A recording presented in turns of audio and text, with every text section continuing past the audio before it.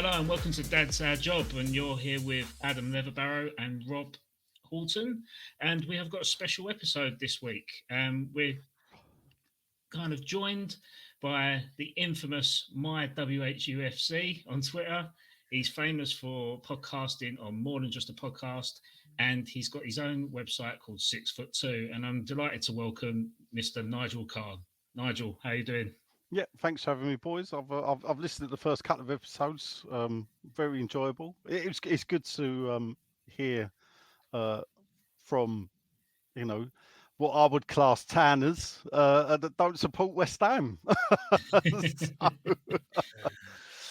know what? Very I feel like I deserve it after what we gave Adam last week. But what I will say, Nigel, it's really, really nice that you've got some really good West Ham legends on the wall behind you. I can see Ian Wright, real big West Ham legend. He did well, didn't he? He had one season with us, and he was great. Listen, he did Nigel Winterburn. Nigel. Well, I mean, listen, there's only one Arsenal West Ham player really that we should talk about, isn't it? John Hartson. I was thinking more Liam Brady myself, but I was going to say, have we gone straight into Declan Rice already? Because I wouldn't go there myself. I was going to save it. We just know who we won the trophies with, don't we? That's it. I'll be on my best behaviour. Okay, so so the reason behind we're doing this sort of episode, we're going to call this Dad's Your Job. This is where we start asking questions about our guests and how they are as a family man, as a parent, trying to influence West Ham onto their younger selves. And this is where we're gonna head.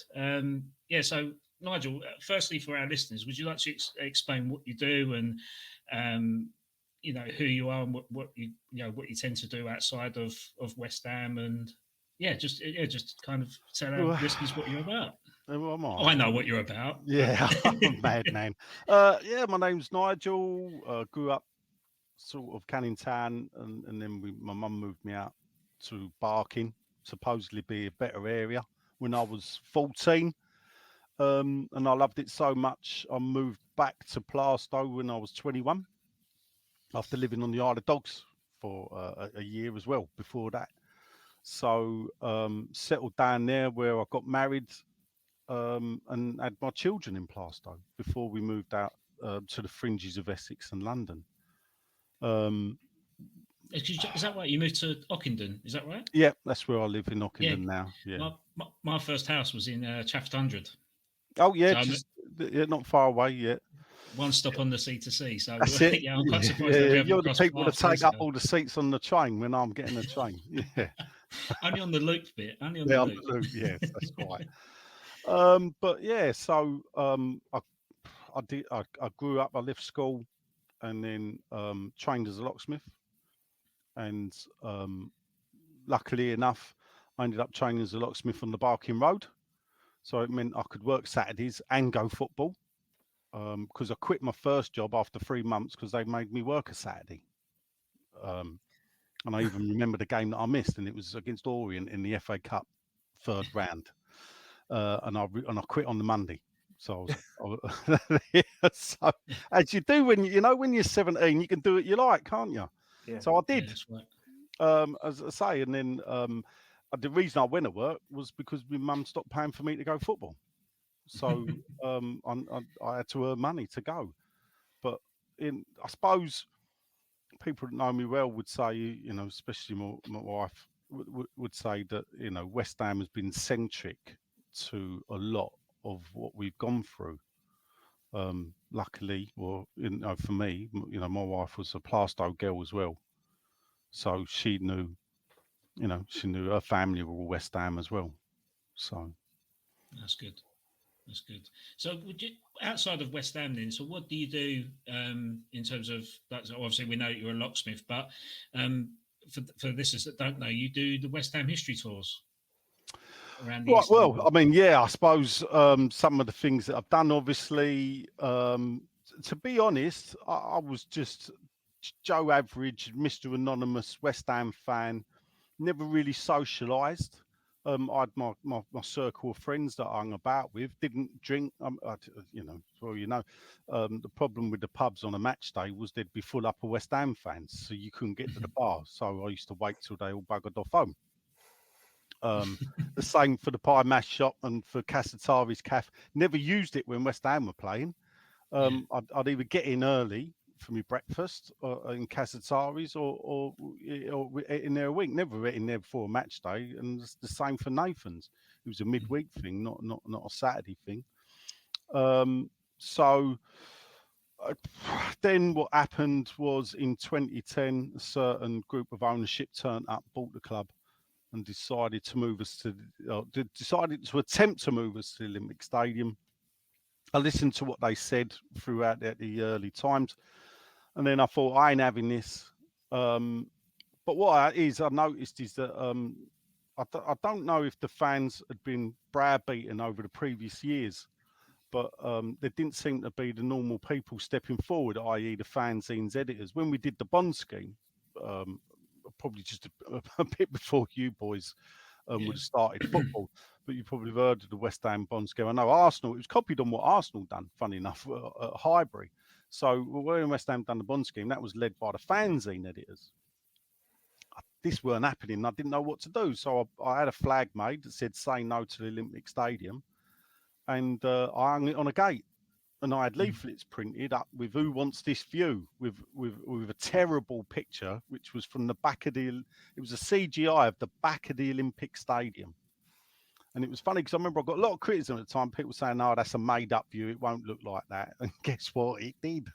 It just took the people 5 years to see, or 6 years to see what I was going. So I suppose that's the first time really I stuck my head above the parapet publicly. I took part in in the bond scheme protests. I took part in protesting on the pitch against the ownership, funny enough, at Upton Park after an Arsenal game. But never really put my face in the firing line. And from that, I got invited onto the Supporters Advisory Board, where I met various people, and that's where I met my friend Sean, who was already doing more than just a podcast. So I became friendly with the boys, would drink with them, was just a listener, and then the friendship grew. And over that, once the technology enabled me, because obviously they don't live in the area I live. Once the technology was there that I could join them remotely, then they signed me up for more than just a podcast. I think I've been on there about 7-8 years now. Yeah. So I've always listened to the podcast, and I've always found it really entertaining. And what I find about more than just a podcast is that it's so different to all the other West Ham podcasts, where you do touch on the financial side of it. Canning Town comes on and screams at Sean bloody murder all the time. But it's so organic as a podcast, and that's why it's always an easy listen to. Yeah, it's we joke. There's no running order. It's not scripted, and frankly, none of us really know what we're going to talk about apart from Sean. Yeah. So he sets the agenda. If you listen to the episodes when Sean's not there, I think it loses something because he G's it along. I'm an amateur, I'm good at responding, leading the way. I'll leave to him, but I think it is because it's off the cuff. When you hear Lenny explode and when you hear me, have a dig or a rant, I've not wrote it. I've not thought about it. It's a literal response to what I've just heard. Yeah. So it's just an honest chat, isn't it? It's from the heart, and I'd like to think that most of you have got your head screwed on, and what you talk is quite logical sense. I mean, one of the topics you spoke about was obviously when David Moyes left, and then you're talking about what sort of manager you're going to get in, and Lopetegui was mentioned, and when he was appointed, I think there was a slight underwhelming factor behind it, but I think you kind of balanced it quite well. Is that Lopetegui, he wasn't a the massive massive jump we needed as a fan base to get someone in, like someone passionate. And I always remember when Bilic was first signed as manager, and that sort of enthusiasm kind of come out the fan base. But with Lopetegui, it's very dumbed down, but it's not 5 steps ahead, it's 1 step ahead, and it was always that little bit of growth. And when you said that, I thought, no, you're right, because are we asking for too much of our club that can't offer that, whereas we can get Lopetegui in, have a slight progression, and then build from what he could potentially do. So there's no certainty that he's going to do well, but the sort of it is an upgrade on David Moyes. It might not be as big an upgrade as what people might think. I mean, I also think there's a slightly poisoned chalice with anyone who's going to be following Moyes anyway. I know that he kind of split the fan base, but even if you look at Wenger towards his tenure at Arsenal, the fan base was split then as well. You're coming off the back of your most successful manager in the modern era. So anyone who's following him is going to be a difficult ask. And I had a look at some of the transfers that he's made, and he's made transfers where he's buying starters, but he's also bought some pretty good depth as well, hasn't he? Like, if you look at people like Somerville, he won't necessarily be starting, but he adds to the Bowen and Kudos that you already have. And I think that in that, I think there's been some really good transfers with the likes of Fulkrug, but then you've also got people who have come in who are going to add to your squad as well. And I think that in that respect, he seems to have done quite a good job to start with. Yeah. Well, let's see if he beats Aston Villa on the first game. Yeah, it's in response to that. Yeah, in response to that, it's hard, especially not with that, but I suppose is that yes, he's following the best West Ham manager we've had in the Premier League era, statistically speaking. I'm sure Adam knows who uses. Yeah, but the football at times. You know, even I was sort of I was accused of being a Moyes apologist, which I weren't. I had just stated the facts that he had the eyes. You know, people complained about the way we played, and then I go, well, what's the point of football? Well, the point of football is to score goals. Guess what? David Moyes scored West Ham team scored on average more goals per game than any other West Ham manager in the Premier League. Yeah, that's right. So, if you know, one of my things is goals are fun, and the reason I came up with it is that I can enjoy a 4-3 defeat sometimes better than I can a 1-0 win. Yeah. And it's the context there, and what are we going football for? It's enjoyment, but you've got to have some type of success to go with it. And at West Ham, it's been feast or famine, because what we've had is a manager that's brought success, but at a cost. Mm-hmm. Now, it wasn't as bad a cost as when we had Allardyce, because I thought we really did sell our soul. But, you know, it was still not, you know, when you support West Ham, basically, I always said is, we want to play good football because we know we're not going to achieve anything realistically. And perhaps, I don't know, perhaps, you know, I'm a bit too long in the tooth, 50 odd years now going over there. You know, I can see sometimes I can be perceived as negative in my outlook in the way I view West Ham. I think you're rightfully entitled to feel that way, because, you know, my only success being a West Ham fan of 37 years is what happened last summer, or you know, when we lifted that trophy for the first time ever. Some people might call it tin pot. They can call it as much as they want, but to me, that was the only, you know, newly major honour that the club could have won, and we did win it. And we finished that tournament unbeaten. You know, it's a tournament that Spurs didn't win, Aston Villa didn't win, Leicester didn't win, and and I think I think that should have some more recognition to it. I know it's a 3rd tier trophy, but to me, it's that's that memory of celebrating that 89th minute or 90th minute win of Bob Owen, that will live long until the day I die, until we win the next one. So, I mean, this season we're going to celebrate, what is it, 60 years, I think, since we won the European Cup Winners' Cup. That's right. And Yeah. that was a tournament that had only been played twice or three times previously. Yeah. So that wasn't a major tournament, but we celebrate that. And last night I was at an evening with Brian Deere, who played in that final. And you listen to him, and he's 81, and he tells you the story of the final and what happened and everything. And we celebrate, and they are rightly legends. So why not bestow that on the team that won the Conference League? And so those that the West Ham fans baffle me that don't see it that way. Maybe when there's another 50th year anniversary of the Conference League, we might see a kit with the cup on the back of the collar. Yeah. But getting on to how, let's say, supporting your club. How did you first come about supporting West Ham, Nigel? Well, the accident of birth. I was born in Plaistow Maternity Hospital. My mum's family were market traders in Rathbone Market, and had shops at Upton Park and and down the Barking Road. So my great granddad, who brought my mum up, actually went to the 1923 FA Cup final. White Horse final. Yeah, and I remember seeing his rosette as a kid. That was given to one of my aunts. So, as a kid, my cousin was a youth player for West Ham, and I thought that, I thought that was fantastic. I remember sitting around my aunt's house watching my aunt, was my mum's aunt, so like my great aunt, was ironing his kit and hung it up, and and so I was literally born into a West Ham.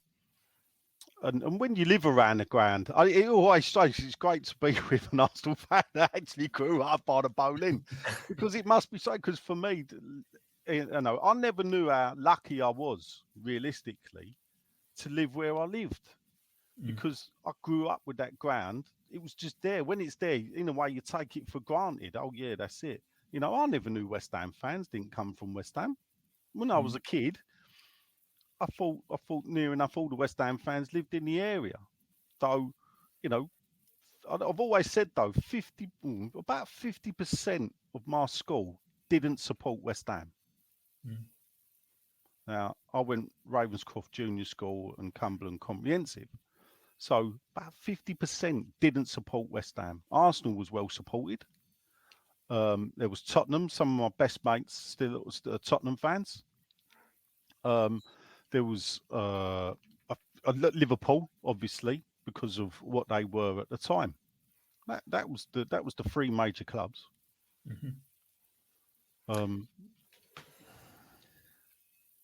Yeah, no, it's interesting. Let's say that in terms of, let's say, being born in the area and you're supporting your local club, and obviously I think part of that factor is our academy, because our academy was basically is famous for promoting local boys. Like when you look at the three lads who won the World Cup, they're always part of the academy, and then even thereafter, the amount of famous West Ham players that have come through the ranks over that period is phenomenal. But yeah, it's interesting that you say that. So obviously your kids were born in Plaistow as well. Well, no, my kids were brought up in Plaistow. They were actually They were actually born in UCH Hospital in Bloomsbury. So right, okay. So how did you get them to support West Ham? Right, here it goes. So now I've got to make some admissions. Right. So, first, this is why I asked the question, because I know what you're going to say. So first we got my daughter. So I want to get my daughter involved in West Ham. Her first game was the Di Canio goal against Wimbledon. I've told the story that actually I was a season ticket holder, just me. But I couldn't go to the game. I weren't supposed to go to the game because it was not my turn, not babysitting. I'm a dad, My wife was going out for the day with her friends. I'm going to be at home with Molly.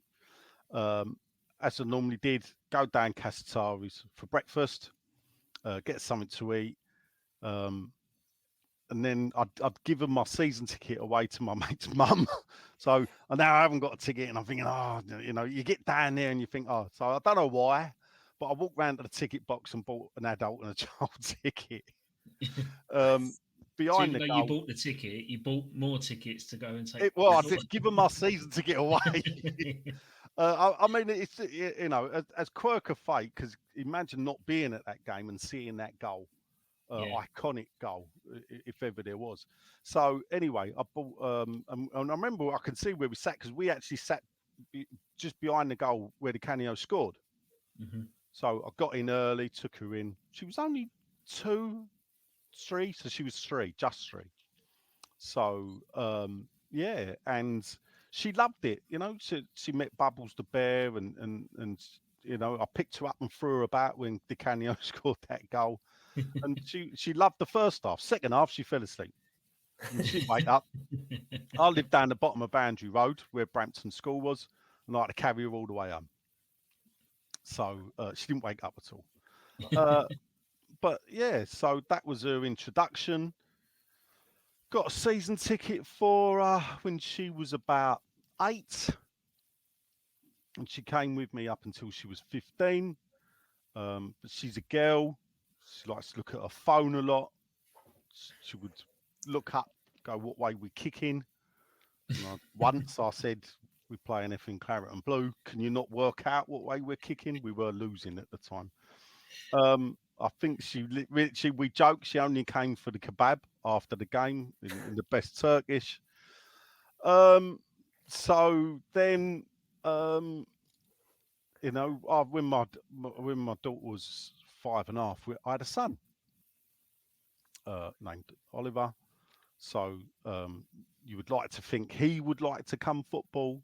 So his first game was when he was 5. He only lasted just after half time. I took him home.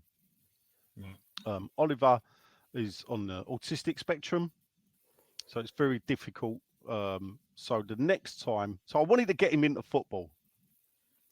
So when you're a dad, innit, I've got my daughter, she's coming with me, and you want your boy, and it was difficult with Oliver. So then I bought the top. I'd never really had them before, but the Topps trading cards. The cards rather than the penny stickers.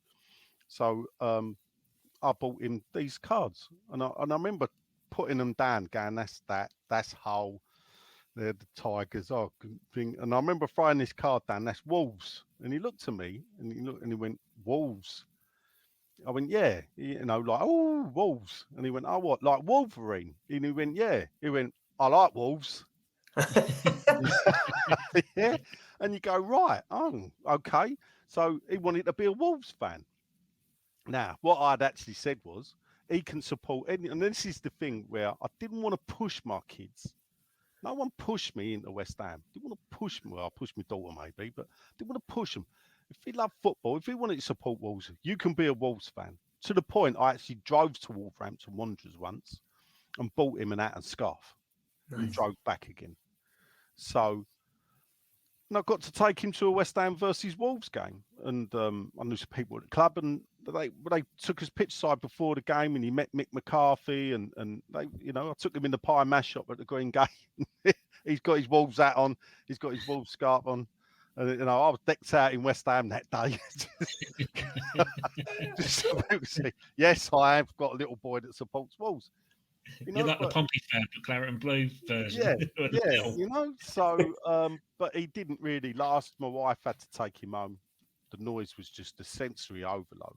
Yeah. It was just too much. So he sort of like, Wolves I could accept. And then he comes home from school one day, primary school, and he says, I support a new team. Now, I'd always said he can be 2 things. There's 2 clubs he couldn't support. One was Millwall, and the other one was Tottenham. Knew it. Right. So he comes home, he's got a teacher at school, and the teacher drinks out of a cup with his football team. And on that cup, as my son told me, is I like the chicken and the ball. And I'm like, chicken and the ball. He said, yeah. And he used to call it Totland. So the fact he mispronounced it made it a bit easy. Now, I've got in-laws that are Tottenham fans. I've got one of my very best mates who lives in the house opposite, Tottenham season ticket holder. Find it hilarious. So what do you do? His mother says, well, he can support Tottenham. He can support any club he likes. So how do I live with this in my house? You know, I was the boy that when my sister's 20 years younger than me brings home a Tottenham supporting boyfriend and my mum buys him a Tottenham mug. I hid it and they didn't find it for 6 months. And I was 40. And they're still trying to find a cup now. Well, they yeah, I do still try and play tricks now, but anyway. So anyway, I relented. I said he could have a scarf, but it can't have the Tottenham logo on it. So he has, and he's still got it. He don't really support football, you know. He's not into football. I think he does it just to wind me up. But he had the Tottenham, the Tottenham's blue and white scarf that was tied to his bed. He weren't allowed out of his bedroom. I'm a good dad, and I'm terrible. But one of the best ones was because you're Arsenal, you're gonna love this. Is when my neighbour bought him a Tottenham shirt, and he brings it over, and I come home, and there's a Tottenham shirt there, and I went, "What's that?" And I said, "It's for Oliver." I went, "He ain't having that." She went, "You can't do it." I went, "No, I can," and I picked it up, and though he's Tottenham, his wife's family and his boys West Ham. Yeah. So I walked over, knocked on the door, and he's answered it. Oz, have that back. And he laughed. He went, "Oh, it's a joke." Yeah. I said, "Unless you want your grandkids running around in West Ham kits, you'll have that back." And he took it back, and we just settled on he can have his scarf tied to his bed, and it don't come out that room. I can relate to that story. It's, you know, it's difficult with your kid. You know, listen, when you go, I went with my uncle until I was 14, and he said, "Right, off you go. You can go on your own now." So he literally went football just to take me. He was a West Ham fan, but he didn't feel the need to go. So he went for about 8-9 years just so I could go. And then when I got to 14, off you go on your own, meet up with mates. That's good. You know, you grow up, you have kids, you think, wouldn't it be great to go football with your kids? But if your kids don't like football, you can't ram it down their throat. You can't. Right. So maybe the fact that, you know, I'm sitting in you can see, I'm sitting in a shed that's, you know, jammed full of West Ham memorabilia. Perhaps I overdid it. Perhaps that put my kids off. You know, I don't know. But I always kept the 2 tickets. My son-in-law now comes, so you know, my daughter's now married, and I bring my son-in-law's a big West Ham fan now. So, there you go. There you go. Yeah. And you're also a granddad now, Nigel. I'm a granddad. Yes. Yeah. And then, is your grandchild fully kitted in West Ham? She has got, yes, she's got West Ham kit, and she will be, you know, brought up and taken over there. Yeah. And then she will, you know, in her own time. It's hard. I don't know about what you think. What age, you're all parents, young kids, what age do you take a kid? What is the best age? Yeah. I mean, I'll let you this one. Yeah, go on. So for me, it's a little bit like you were talking about with your son being on the spectrum. My son is on the ADHD. Has ADHD. Yeah. So in a big footballing environment, there is just so much going on. It's a bit like a sensory overload for him as well. I have taken him to football games. I've actually taken him to watch House to Town, which is down the road for us. And he enjoys going, but it's more like the vibes and just being with the people rather than watching the game. Yeah. And he's 11 now. He's just 11, and I can remember the first time I really fell in love with Arsenal, and I was about 11 as well. My dad always used to watch football, but my dad never used to kind of like, you know, he didn't like cram it down my throat and be like, "This is what we do, and we do this, and we watch Arsenal and whatever." He just let me kind of come to it my own way, and it was actually the Steve Bold over the top ball to Tony Adams against Everton that did it for me. Yeah. And after that, I was like, what the hell is this? And so that was my eureka moment. But for Danny, I don't think he's quite had that yet. We had it a little bit last season when we were watching Chelsea, Arsenal Chelsea, and we did him 5-0, and he was getting into it and he was doing the whole waka waka thing. But I actually think he's into Muay Thai, and I think it's going to be my daughter that goes that way. She's already playing football. She's just turned 4, and she's going to football training at the secondary school that's local to us, and she seems to be much more engaged already. So, I mean, Rob, she must be good. She's playing secondary football. yeah, I'll tell you what, mate. Watch out for her name. Be like that Celtic kid that's playing senior football at 13 years of age. Is that Wayne Rooney? Just like bigger than everyone else at like 15. Yeah, probably. Yeah, that's what she'll be like. So that's interesting, Nigel. So this kind of leads us right into the talking point of you being a granddad and taking your granddaughter. Now, for those that are unaware of what's been going on in the ticketing system for football clubs at the moment, could you please tell our listeners about the Save Our Concessions movement that's happening over at West Ham and what is also happening outside of the club as well in terms of ticketing? Yeah, so it is something that's going on in football, and I think it's being seen across a lot of football clubs.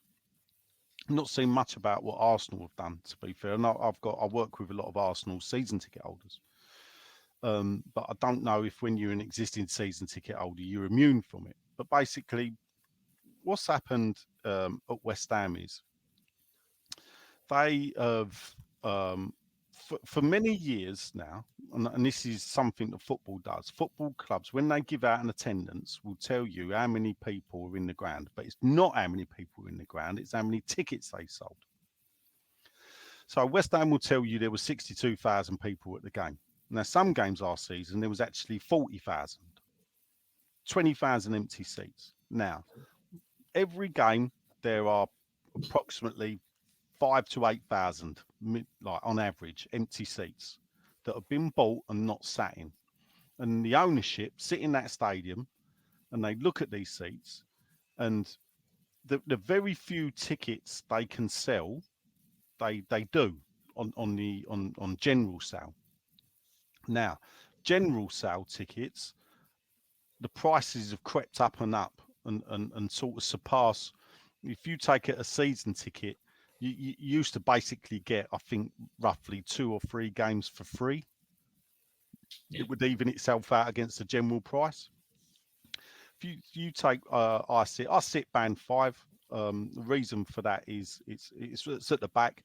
It was the cheapest ticket I could get because I didn't want to be in that stadium, and I wanted to give the club the least amount of possible. I am mad, sort of in a way addicted to going football, and I need to feed that addiction, but I didn't like the fact that I had to pay it in a third, fourth rate football stadium. That's why I sit up in the gods in the back in the cheap seats. Now that this year had a price rise again, but it's now only £380 for a season. Right. Now, my last season at Upton Park for 2 tickets cost me £1,150. This season, 2 tickets, 2 adult tickets, and that was an adult and a young adult. This season, now 8 years later, I've only paid for the 2 tickets £380, so that's £760. Yep. Now, because of those that know the West Ham Stadium, know you got upper tier and you got the lower tier, and you got the big gaps that go around. There's about 40,000 that sit upstairs. There's about 20,000 that sit downstairs. Downstairs, basically, is like a premium seat. So what the club have decided in their infinite wisdom now is they're fed up with the empty seats they see dotted about. They want to sell them on the market. So what they're going to do is and also they need to maximize the revenue. They've maxed out, we've got official toothbrush holder, we've got official car tires, we've got official, I don't know if it's the same at Arsenal, but we must have about 150 sponsors now. Yeah. It's maxed out. They can't drag the money out of these people. So the last thing they can do is come for the fans. Yeah.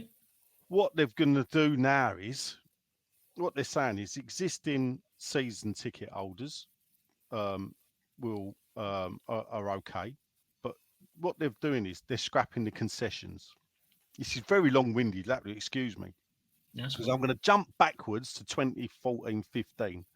And we had to visit a sales centre to buy our season tickets in the London Stadium.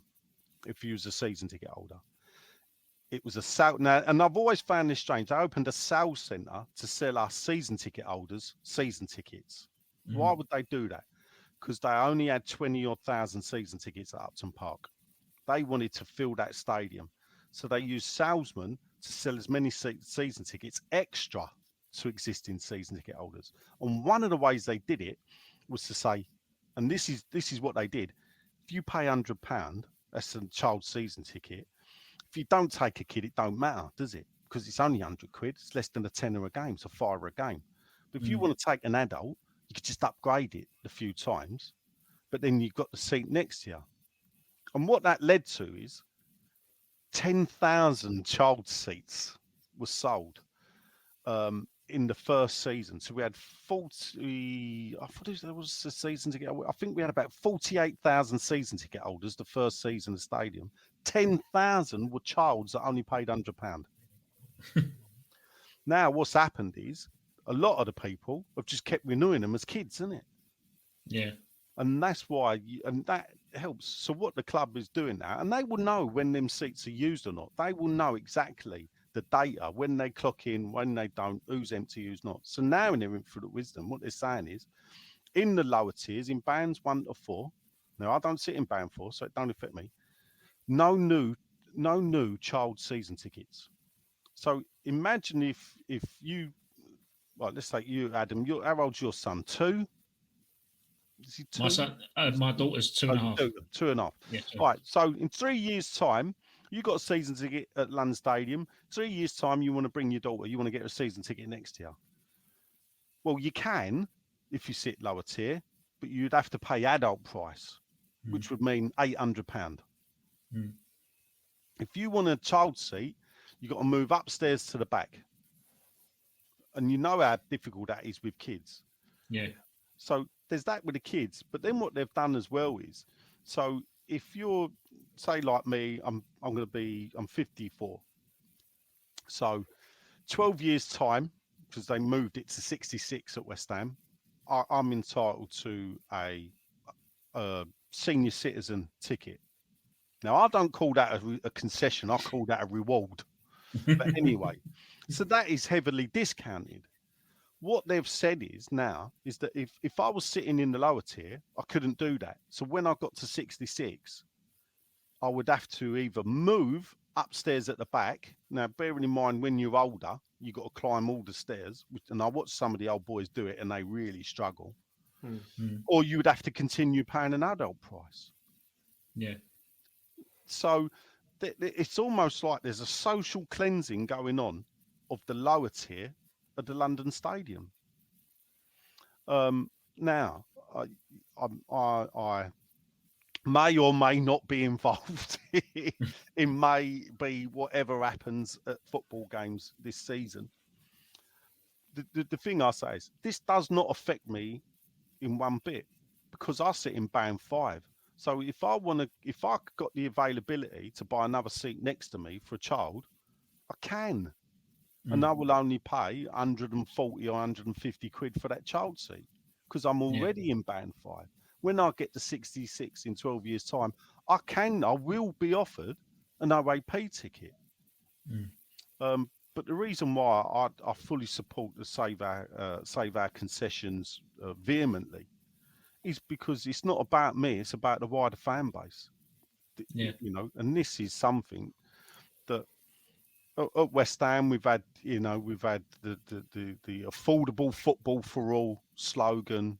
You know, kids for a quid. You know, I sat in meetings with Karen Brady, and she reckoned they were the first owners to do for kids for a quid at Birmingham City.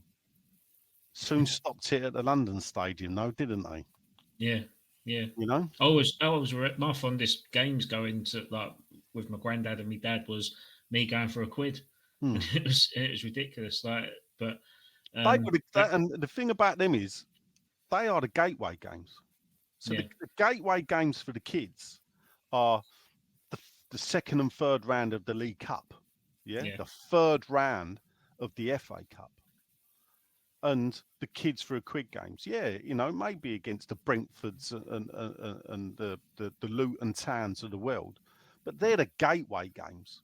They're the ones where you take the kids, and they will, it could be a school taking 10 kids, 3 teachers. You could get 3 West Ham fans out of that. Now, don't happen. Where's the incentive to encourage a new fan base? And also like I said about the bands 1 to 4, where does it stop? When are they going to say, right, it's only going to be band 1 to 4? We're not going to do 5 and 6. They might do. They might change to that, and then it's like, well, then it affects everyone. It's. It shows you now, and what I was saying, Ludin, about the season ticketing costs. So if you look at Marseille, £380. So you work that out, £20 a game. Yeah. I mean, that's fantastic value. You can't lie, it's fantastic value.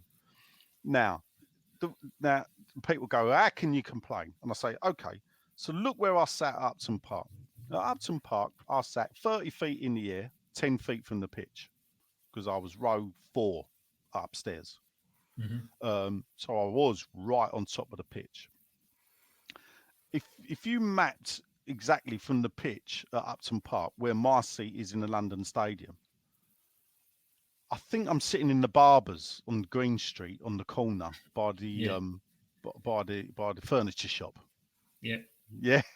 I know it, So actually, that's why I'm paying 300 odd quid. I remember when I first started complaining about the stadium.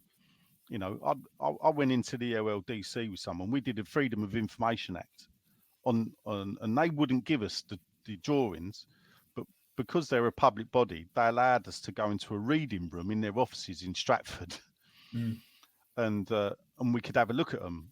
And we went prepared because we had architectural rulers with us, and I was taught how to read it, how to use it properly, that I had to look. I mean, you work in architecture, I was taught to look at the ratio, set my ruler to correct ratio, and then I measured where the pitch was, where the seating was, and I took photographs.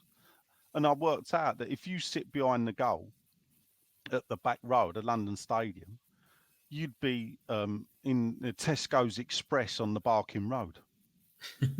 And that is genuine. That's how far back it is, Yeah, it is a massive stadium though, isn't it? It's got when I do Photoshop overlays, that I always compare Wembley to the London Stadium, and London Stadium dwarfs it. Yeah, it's Wembley's a 90. Yeah, 90,000. Yeah, I actually had that. I had an overlay image. It was. I don't know. It was done. It was an architectural thing where they actually overlaid it. Wembley. It might have been me. And well, the funny thing about it is if you remember, Karen Brady. I don't want to bore the Arsenal. Karen Brady, one of the big things is no seat with a worse view than Wembley. That's what she said.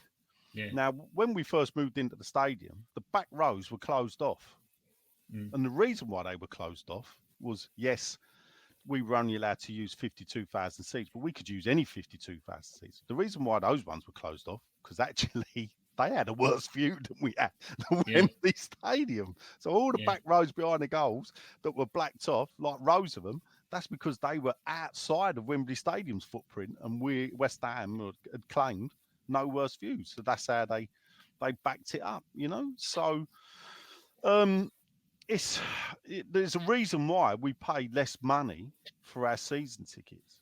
But then what you do is you look at it, is we've got Arsenal fans. I've got Arsenal friends. I've got Tottenham friends.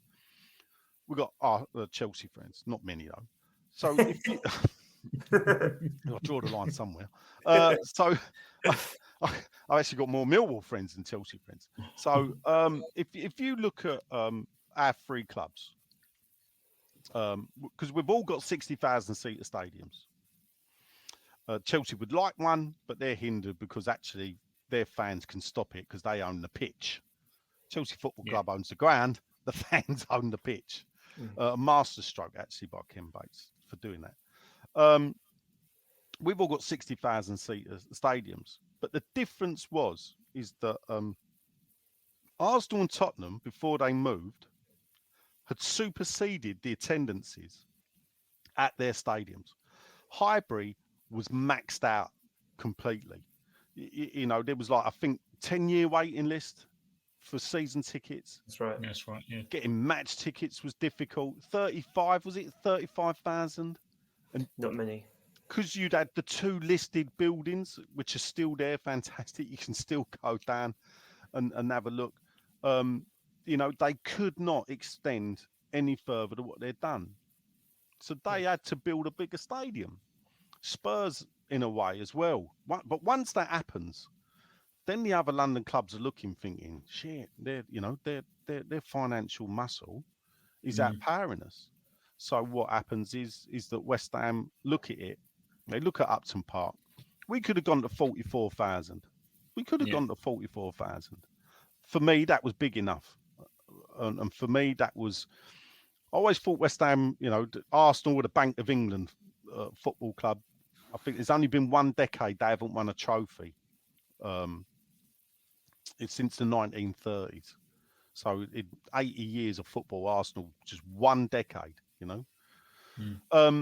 So they've always been that big club with that big support.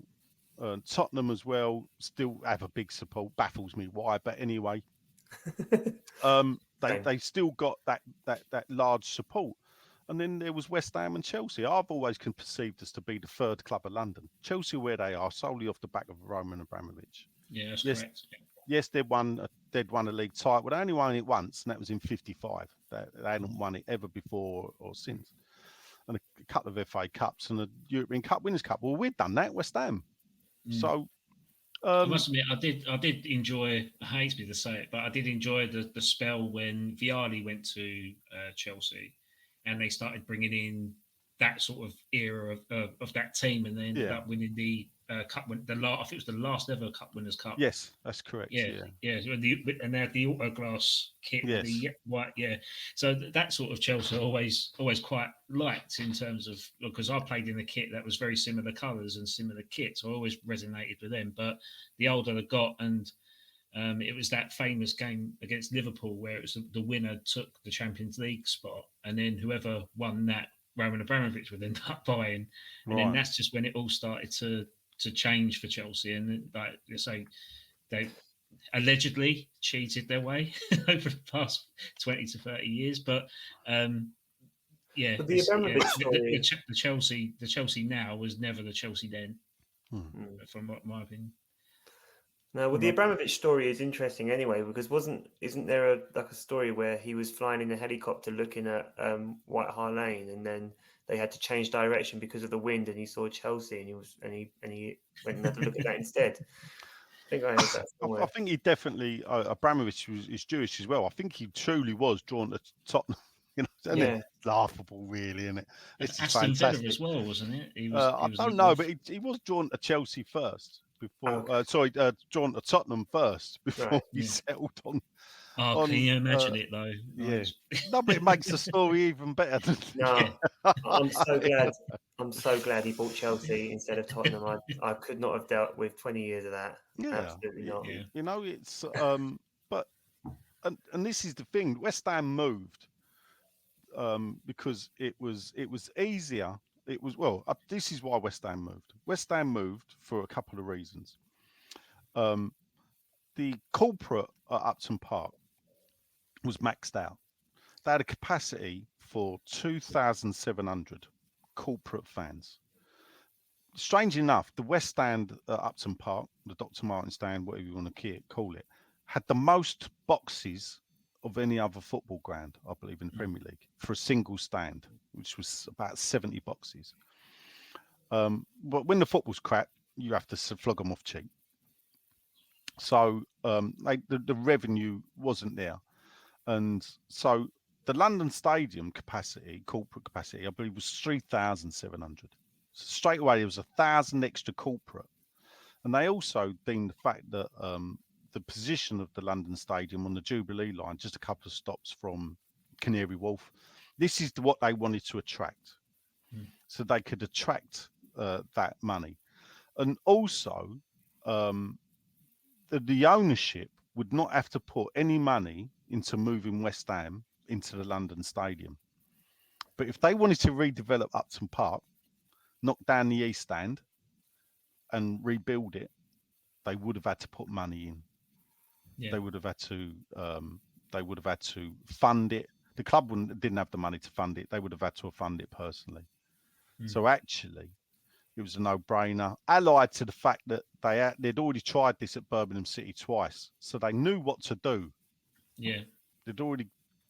They had a draft, didn't Yeah, they? And, they'd already done it once. No, you know, and that's the funny thing is, the first time they tried it, they actually lost to Manchester. The Commonwealth Games, wasn't it? Yeah. And out of that, you end up with Manchester City. Yeah. So just imagine that could have been Birmingham City. Who knows?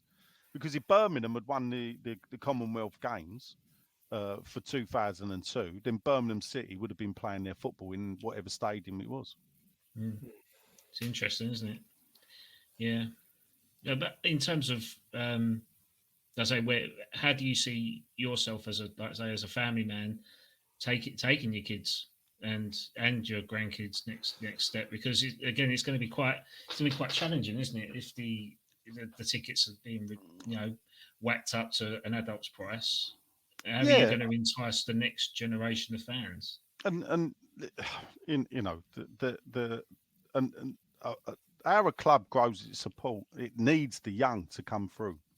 Yeah. Yes, as I say, I don't with the pension or the discount. I won't call that a concession. I call that a reward. So, but with the youngsters, in a way, that's more disgraceful move for me, for the club.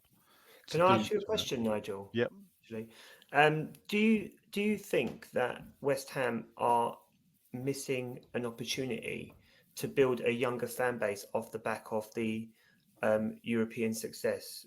If you kind of link that with this concession rise as well, are they missing an opportunity to build the foundations for future support? I don't know. Who knows what they think? All I can do is comment on the way I see it, and this is the way I see it. I said it on the podcast I just done, and this is the way I see it. We've just spent 2 weeks in America trying to entice American support. I think we failed, actually, because we've got a great support in America already, and they will turn up. I don't think really playing Wolves and Crystal Palace entices new fans in to support West Ham. So, but the reason for that is that if you look at the ticket prices, so for my seat against Aston Villa, it cost me £380. If I was what I call a straight punter or a World Cup fan, if I was a World Cup fan, that's £60. And if I'm taking a kid, that's another 60 quid. Because what they've also done is they've stopped all concessions for World Cup fans. So if you're an American fan and you want to bring your kid over, you're going to come over for one game, maybe two. You've got to pay the World Cup price. Chances are you're not a club member. So you will pay £120 for the worst seats. For the better seats, you could be looking at £200 for that. Per person, now, that may be why West Ham went to America. Because they need fans to come and pay those ticket prices. Who will pay those prices? 1-off, 2-off fans. Fans that are going to go 5 games a season, 10 games a season, ain't going to pay those prices. They ain't going to do it. So what they're relying on is the tourist fan. Yeah. And that's why they will spend 2 weeks in America. That's why they will have a fan day where the fans get to meet every player and where the players go out and meet the fans constantly. Because I bet you Arsenal don't do it to the Arsenal fans in London. because West Ham don't do it for the West Ham fans in London. They don't have a day, come and meet all the players. They don't. So they you know, perhaps, you know, as I said, what do they get out of me? 380 quid a season.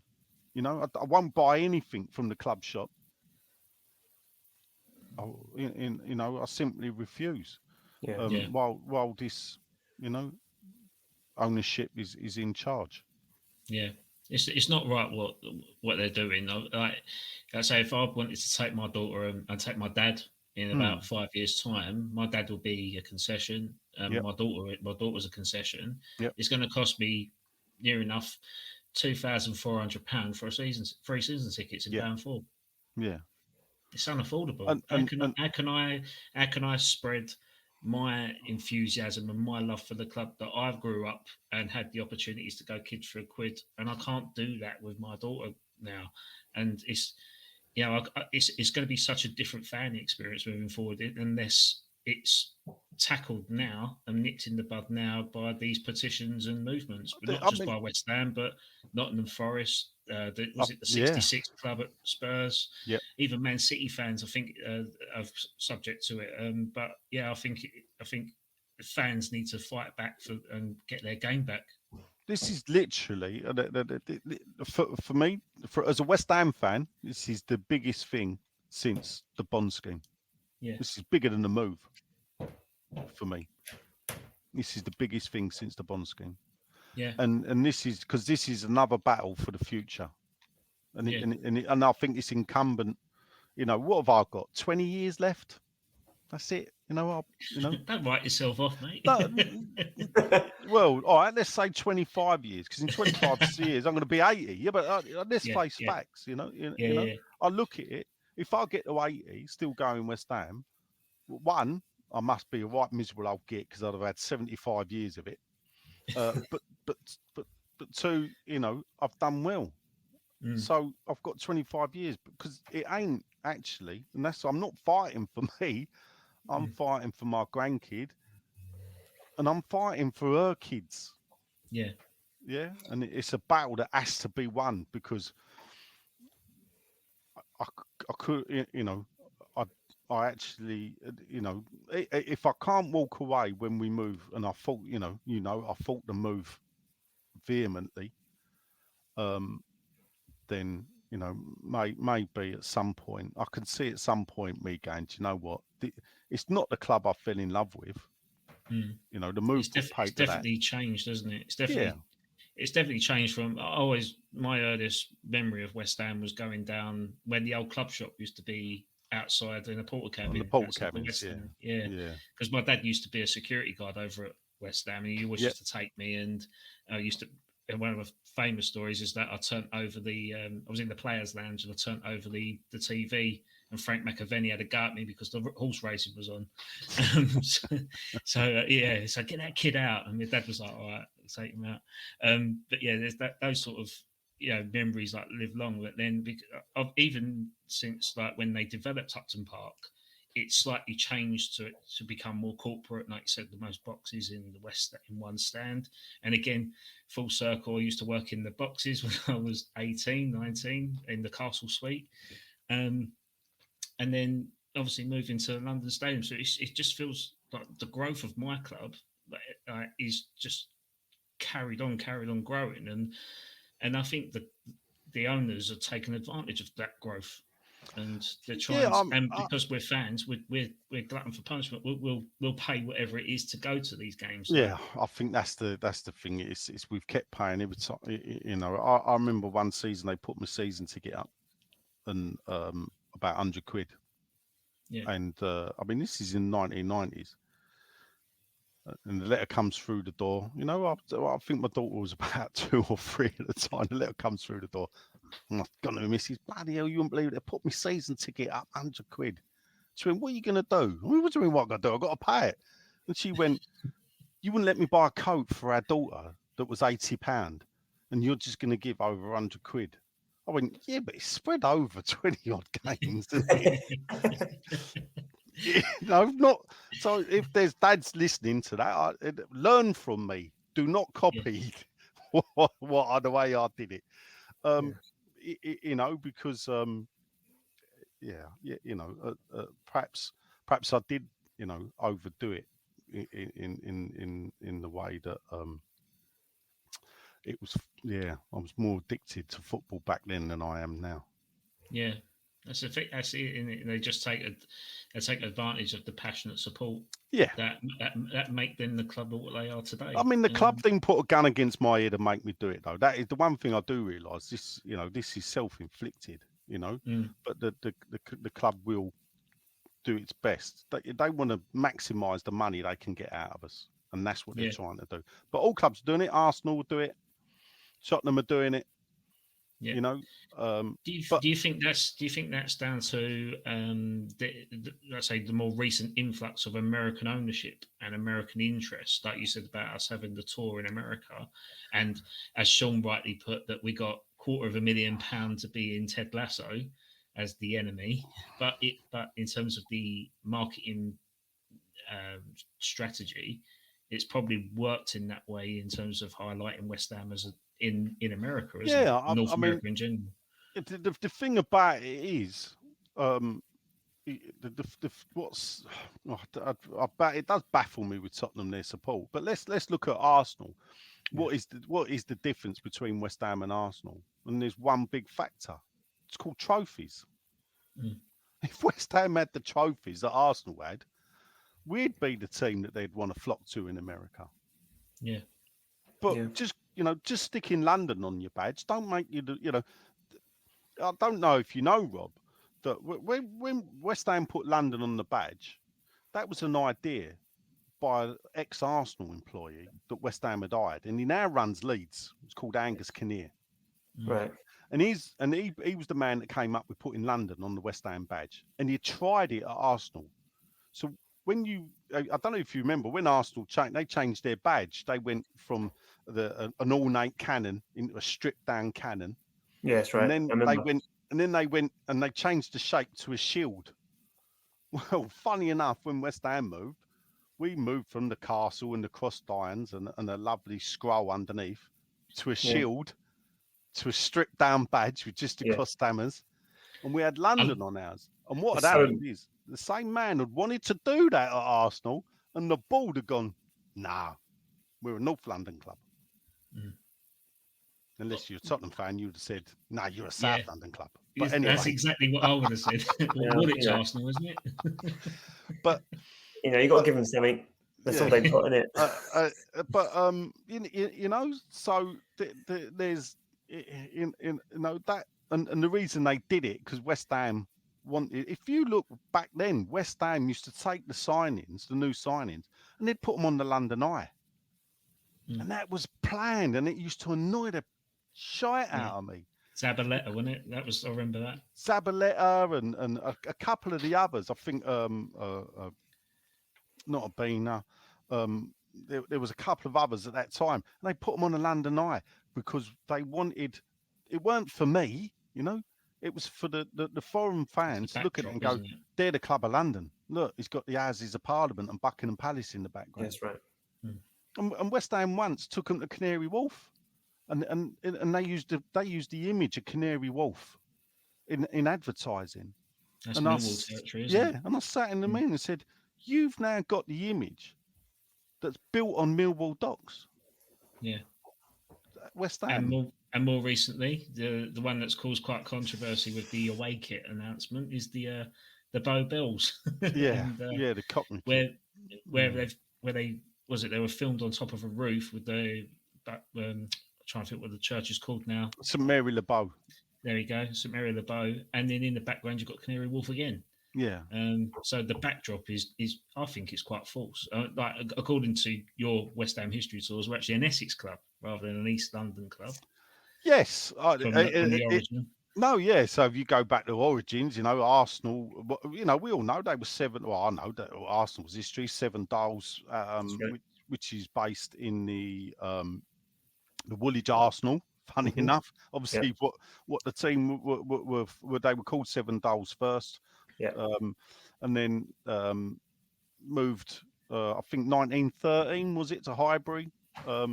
So they played in Woolwich, Plumstead Common, and all like that. So you're South London, Tottenham was Middlesex then, and West Ham, Essex was what separated London and Essex was the River Lee, and you know the birth of Canning Town really stemmed from the fact that it was in Essex, and it wasn't they weren't tied to the Clean Air Act, and that's why all the industries were built in on that side of the River Lee and along the Thames there, the really noxious ones, because they weren't subject to Clean Air Act of London, because they weren't London. West Ham was part of Essex. It was the furthest outpost of Essex. Yeah. But you know, it was Imagine if we had Essex on our badge instead of London. Yeah, I'm not sure I'd be quite happy with that, to be fair. Can you imagine the announcement of? Can you imagine the announcement of Nicholas Fulkrug with like Time and Envy in the background? In Romford? Like, it ain't gonna work. I mean, people don't imagine it, but I mean, up until the 1960s, 70s, Essex used to play cricket in Leighton. So, in Leighton, there's a cricket ground there with the pavilion, and Essex used to play there once, twice a year. So, and they're Chelmsford based, aren't they? They are now, yeah. They're Chelmsford based. But when I was a kid, I used to watch them at Ilford, Essex. They would play once a year there. So it was all Essex. So, you know, traditionally, yeah. I mean, that's marketing guff, isn't it? Putting St Mary Le Bow. I mean, this is typical West Ham. Quickly, I know it's not a West Ham quadcard, but you know, they stick the image of St Mary Le Bow, a church on, and across the middle of it says Betway, a gambling company, and they never asked the permission of the church to do it. Yeah, the church weren't impressed. No. Well, only one more season of Betway apparently, so we'll see what happens with that. Boycott Betway, by the way, people. Yeah. So going on to a different bit, let's get up to current time and non-politics aside. So, let's say, as we all know, you're an avid West Ham fan. Would you like to give us a brief prediction as to what you're hoping for this season? I think we'll start shakily. I can actually see us with we'd be like Norway in the Eurovision Song Contest after 4 games, 0-0. I don't think it's an easy start. We've got Villa. It could be, you know, first game of the season could be a goal. You could argue we could lose that. Then we go Palace away. We've just been tanked by them. Then we've got City at home and Chelsea away. You know, it's an hard start with Lopetegui. So hopefully, but I think we'll be all right. I think we might be lucky to get top 10. Personally. A lot of transfers are coming. A lot of, you know, I watched the interview with Antonio after the second American game, and he talked about the team need to learn to play a different way. And we're learning, and you got to bear with us. And a lot of fans want it to play different to Moyes. Yeah. And so we have to be patient, and we have to accept it. Will the fans accept it? 3 years of European football, never done in West Ham's history ever. 3 years running, back to back quarterfinals. Yeah, never been done in at all in West Ham's history. So, you know, the fans base got a taste of it. Can they live without it now? Yeah, it's like going for the best curry in the world and then saying sorry, you can't have it anymore. Yeah. Until they find the recipe again and then they reorder it. Yeah. Until you got the money, you can go back in there. So, other than West Ham, how do you think Arsenal were going to do this year? Do you know? There's a bit of me that thought that actually would have wanted Arsenal to win the league. I don't think having a team win 4 in a trot is good for English football. I don't think having a team like Man City winning 4 in the trot is good for English football. It was good. I suppose it was good and it was different. It's not different now, is it? It's you know, we don't want to be like Scotland. We don't want to be all right, Leverkusen's just done it, but 10 years Bayern Munich. You know, we don't want to be that league where there's only one or two clubs winning it, and we don't want Tottenham to do it, so we don't want Chelsea to do it, so we don't really want Arsenal to do it. But out of the lot, you would probably, you know, I'm more inclined to say, you know, maybe, you know, Arteta's in a way built a team and he's been afforded the time to build the team. I don't know. Rob's in a better. All he's won is one FA Cup though. He's only won one trophy. Yeah, he has. He's won one FA Cup, and he did it really at a time where it was probably the least likely time we would do it in all of his tenure. Yeah. Really, and he did it with Emery's team, you could say as well. Yeah. But it was one of those ones where you could probably read it as a blessing and a curse at the same time, because the early success maybe built up expectations very quickly from Arsenal fans, and then those expectations, some would say, weren't fulfilled. But then at the same time, you could also say it gave him a little bit of money in the bank. So when he did finish 8 back-to-back, he was given more time to build the team that he wanted by the board. And if you're going on the last 2 seasons, you can't really complain too much. If you wanted to say that we threw it away the season previous, then I think, you know, that's an argument that people could make. But last season there wasn't much more really that Arteta could have done and Arsenal could have done.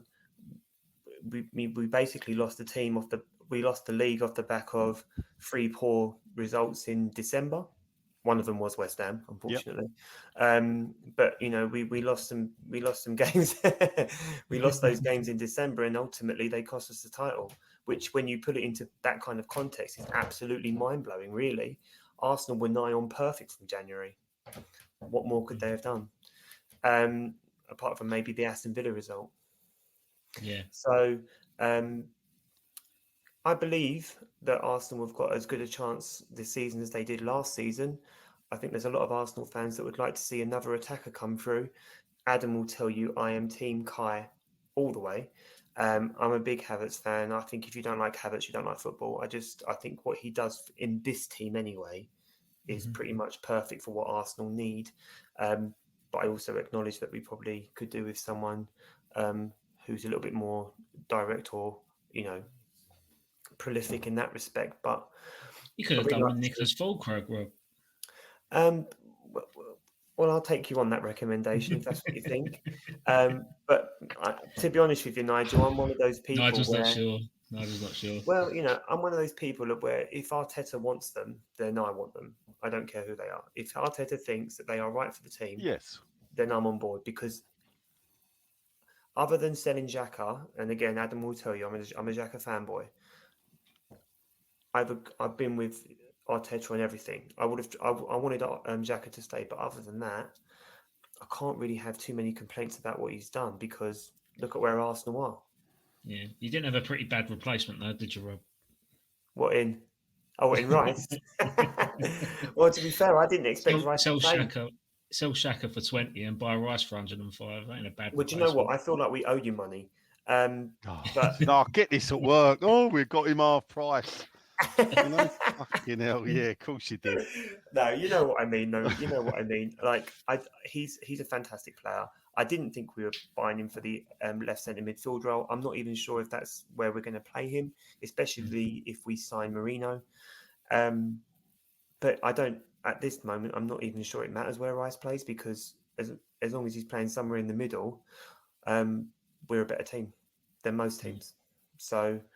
You've got that in your locker, haven't you? You've got, let's say, England's best defensive centre midfielder, and not many clubs can say that. Well, no, I've said this to my brother so many times, and I have got no problem with saying it to you guys either. I still can't believe that we have Declan Rice. Because what you've got to remember is, once we moved to the Emirates and Wenger was on a shoestring budget for 15 years or whatever it was, right? You know, we were buying people like Yaya Sanogo and Gervinho on whatever money that was left over because we were broke from the move. Like, and I know that later on we bought Ozil and Sanchez, but when we're talking about a benchmark British signing. Yeah, Legacy player.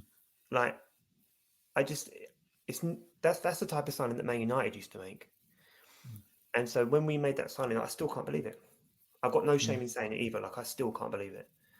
It's one of the biggest signings in my Do you think it existence. paid off? Generally, Do you think it paid off? Do you think it was worth? It was a big outlay, wasn't it?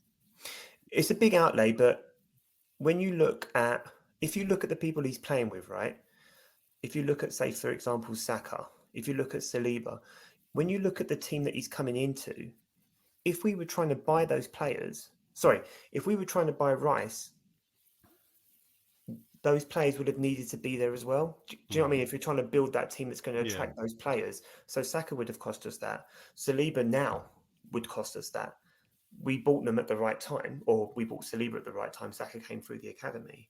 So when you're looking at the team that's around it, it makes sense. When the price first came out, I wasn't surprised because he was homegrown. So first, off the bat, you're looking at an extra 20 million anyway, right? He's one of those players where I still can't believe we have him. And so, like, when they say 110 million, how old is he now? 24? Yeah, 25, I think. 24, 25. Yeah. So there's, like, if he does stay around, there's 8-9 years there, isn't there? Potentially. Yeah. And when you depreciate that over 10 years, what's that, 10 million a year? Yeah. Right. We've taken bigger losses. Yeah. Yeah, funny enough, that's exactly how I generally perceive signings is that if you're signing a youngster, you're paying 30, 40 million. So if he stays at the club like 8-9 years, we've had Antonio. Look at Antonio. Look at Creswell.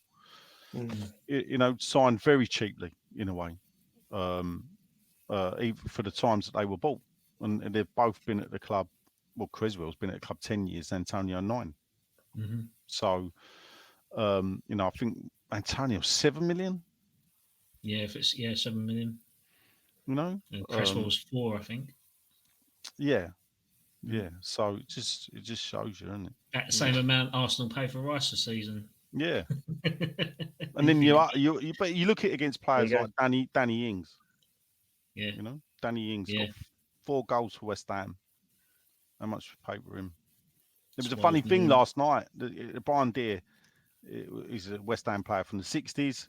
He's 81 now, and he made a joke, which is quite true, is that he scored more goals in 20 minutes for West Ham than Danny Ings has in his career.